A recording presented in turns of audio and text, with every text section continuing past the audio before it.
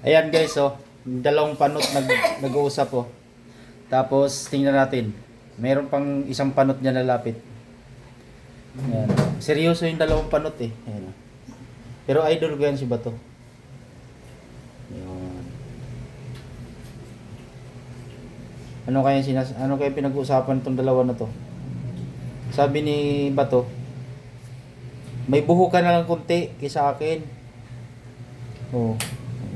Sabi ng isa, oh, ikaw wala kang buhok eh. Tingnan nyo, ayan, maya konti. Kaya pala mainit sa Senado eh. Mayroong, ano, 2 araw sa loob. Ay, ayun, ano. Lumapit na ng isa, oh. Oh, yun. Kumpleto na sila. Nag-aabot na sila, oh. Ayan. Masaya pala sila tatlo pag magsama-sama, eh, ano. Oh, very good.